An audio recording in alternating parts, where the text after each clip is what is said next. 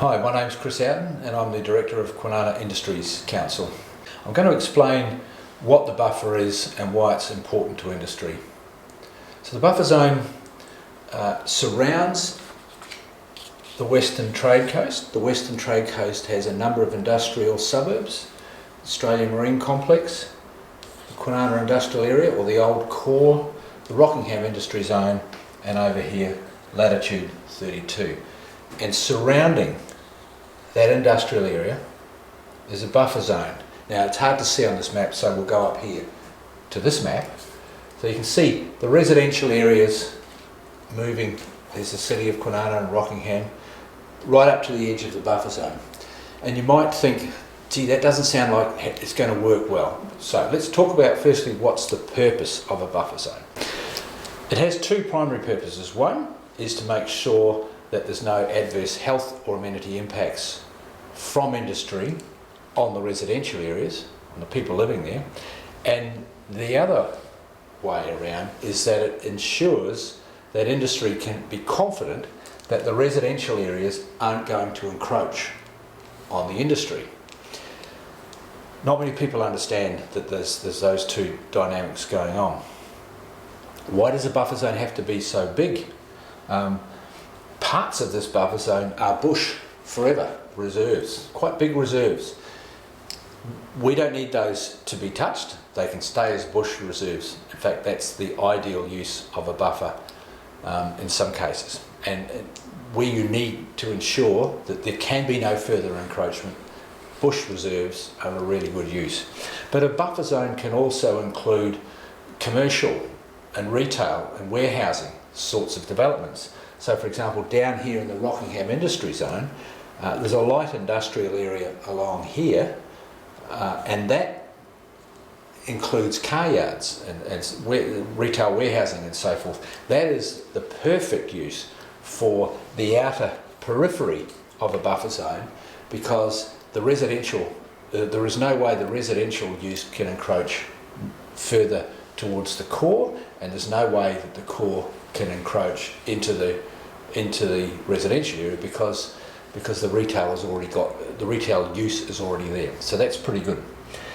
Some detractors of buffer zones would say, well, you don't need it because there hasn't been any issue for a long time. There hasn't been an issue.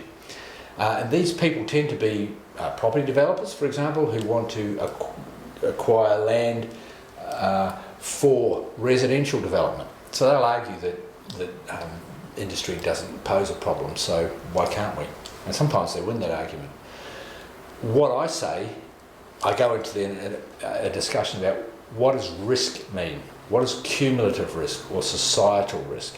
So when you have a cluster of an industrial area like this, which are heavy industries using dangerous chemicals, and lots of them, if something goes wrong, some catastrophic release of some chemical, there are risk contours, like a topographical map, that can extend out into the community areas. So those contours measure the consequence on human health. What industry does, universally, is to try to minimise the risk of that incident occurring. And they do that. So the risk of it occurring keeps diminishing. And it's really important when you've got lots and lots of industries all adding cumulative risk. So they reduce the opportunity for the risk for the event to occur. But you know what? The consequence of the risk of an event happening is just the same. It's just that it's more likely to happen less often, but it's still there.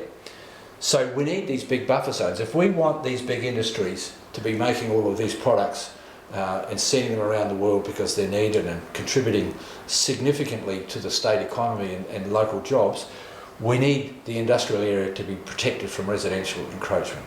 So that's what buffer zones do.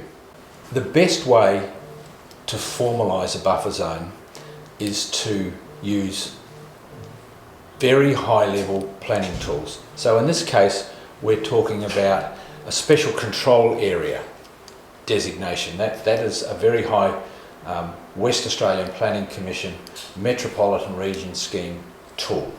Now we've been trying for over 10 years to get a special control area designated over the Western Trade Coast, and that's what its boundary would look like. So that's a process we're engaged in. It's a long process. It's protracted because there are other parties who would like to take some of the buffer away for residential development, so it gets really complex. There's lots of variables.